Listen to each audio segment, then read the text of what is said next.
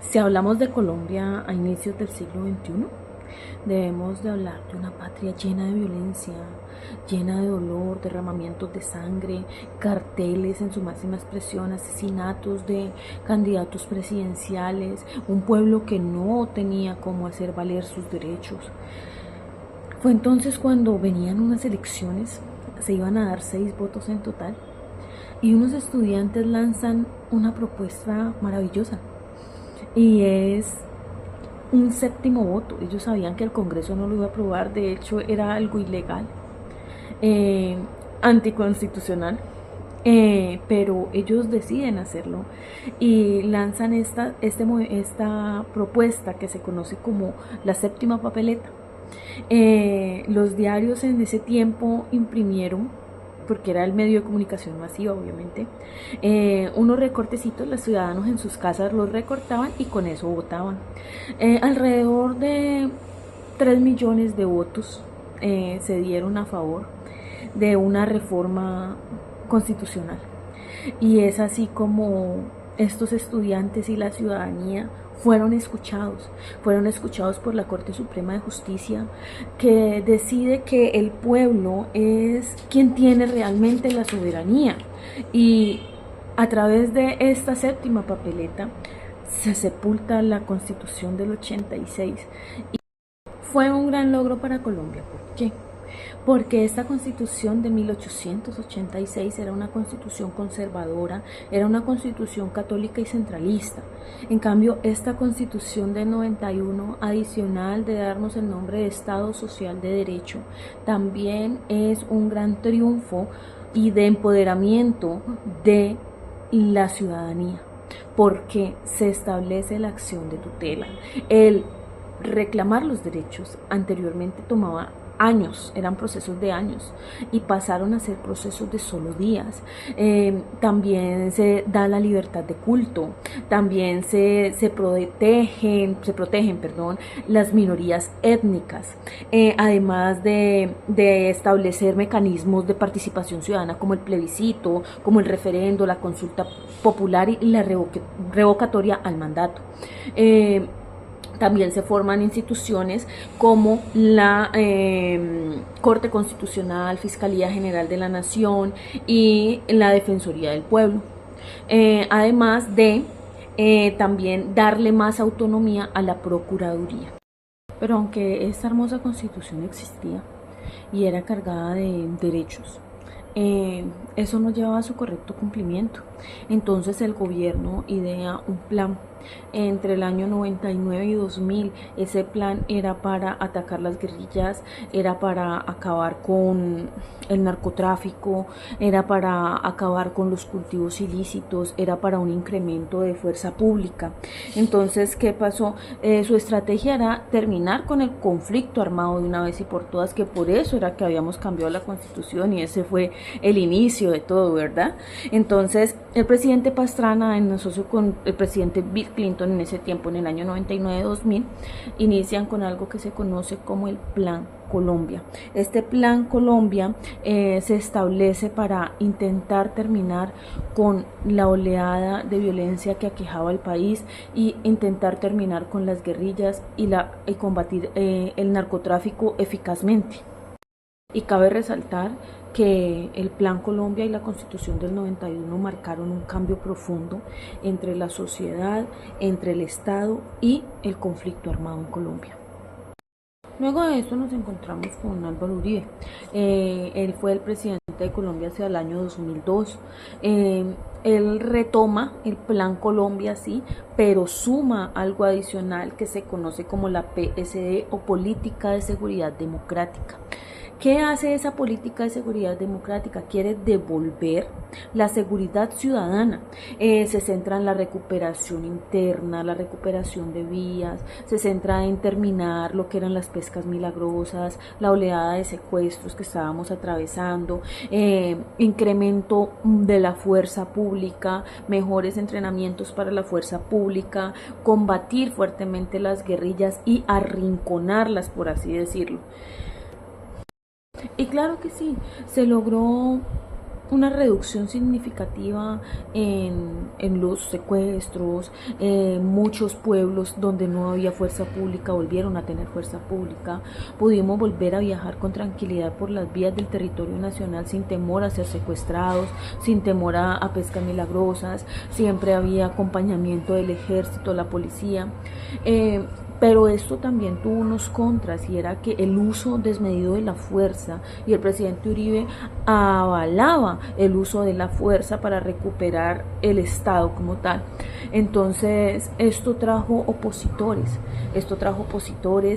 ¿Quiénes eran esos opositores? Esos opositores eran los movimientos políticos alternativos. Estos movimientos políticos alternativos eran una ideología diferente, era una reacción que hoy en día podemos llamar una reacción histórica. Este contraste ideológico buscaba así una solución al conflicto armado, pero desde el diálogo, algo más negociado. Entonces allí es donde estos movimientos de izquierda y centroizquierda empiezan a jugar un papel muy importante. ¿Por qué? Porque estos sectores alternativos, como el Polo Democrático Alternativo en su momento, denuncian que en la búsqueda de resultados militares hubo violación a los derechos humanos, como fue el caso de los falsos positivos, que eran ejecuciones extrajudiciales. Y además de eso también denuncian el hecho de llevar procesos puramente militares. Es más, los recursos del Plan Colombia y de las PSD se quedaba más de un 80%, se quedaba en incremento a la fuerza pública, en armas, en financiación de guerra. Entonces ellos argumentaban que habían otras causas del conflicto, que no era solamente un conflicto por narcoterrorismo, también habían causas como pobreza extrema, falta de oportunidades y desigualdades estructurales. Y a diferencia del expresidente Uribe con su propuesta de mano firme, ellos vienen con una propuesta de negociación, ellos vienen con otras alternativas de una salida más negociada, reparación a víctimas, búsqueda y sed de justicia. Y esto eventualmente lo que hace es que termine siendo una propuesta de acuerdos de paz. Hay algo muy importante de lo que no hemos hablado, y eso es por qué el expresidente Álvaro Uribe fue reelegido. Esto se dio gracias a que mediante un acto legislativo en el año 2004 hubo una reforma a 2 artículos de la Constitución de Colombia.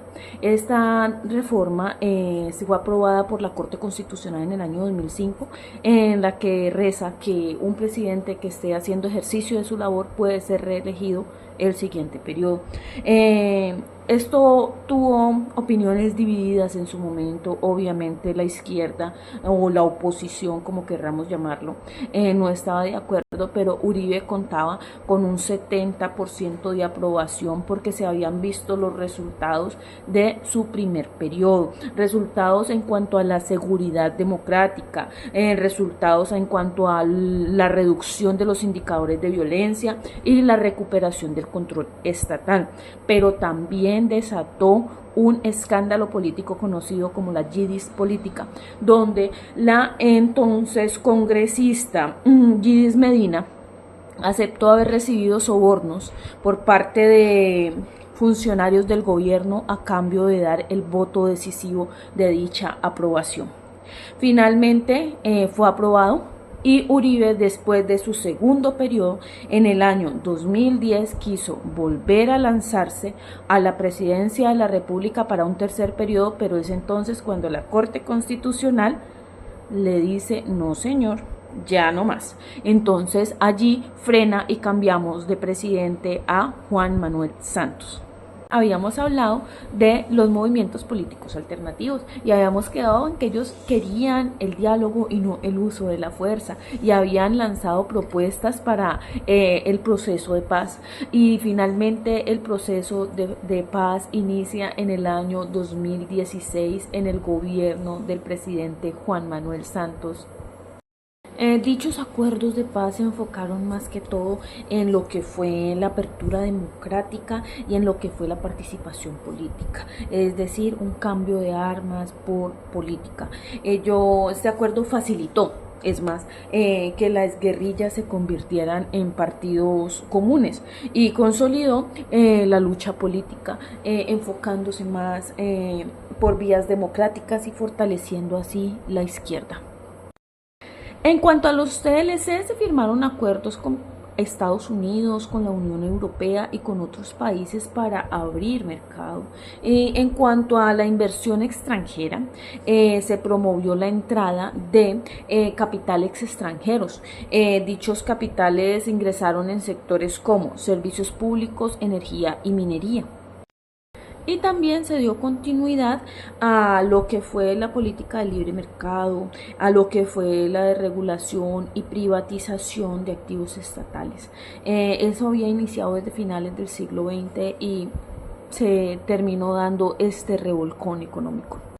En cuanto a los resultados de estas firmas de TLC y en cuanto a los resultados económicos, aún se debaten, los economistas debaten acerca de si se obtuvo el resultado esperado. Pues sectores como el agro y el sector industrial no presentaron un crecimiento tan alto como sí lo presentó el sector financiero y los sectores de servicios. Y sí hubo un crecimiento en las exportaciones, un aumento en el PIB en la primera década del siglo, pero a pesar de tener aranceles bajos, más bajos que incluso en países como Chile o como el Perú, la productividad no fue ni el crecimiento fue el esperado con nuestra economía. Y en cuanto a los cambios sociales del siglo XXI en Colombia, me gustaría un poco hablar de la participación política de las mujeres.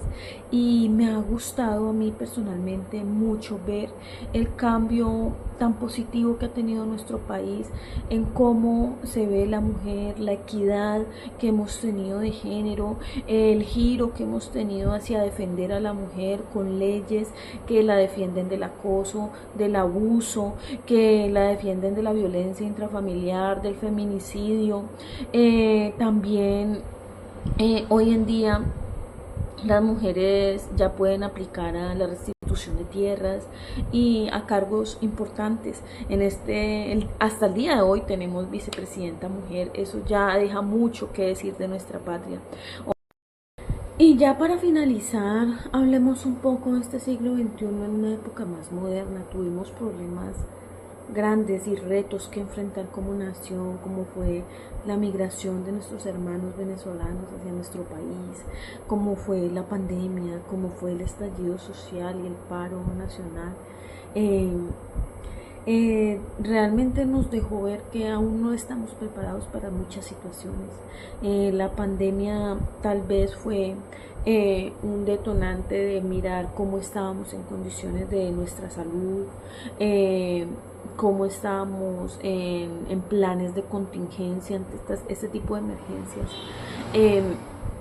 cómo estábamos en nuestros hogares, en nuestra salud mental y demás condiciones que también pueden desglosar de este tipo de situaciones. El estallido social nos dejó ver a un pueblo que sigue luchando por oportunidades, por igualdad, que sigue luchando por un mejoramiento de su patria. Este estallido social nos deja como resultado un gobierno de izquierda y jóvenes activamente democráticos que se están lanzando más a las urnas. Y esto me gusta, que los jóvenes se empapen de política, que los jóvenes conozcan su historia y no quieran verse condenados a repetir olas y olas de corrupción y de malos momentos que nos han dejado gobiernos anteriores que simplemente se han aprovechado de nuestra nación.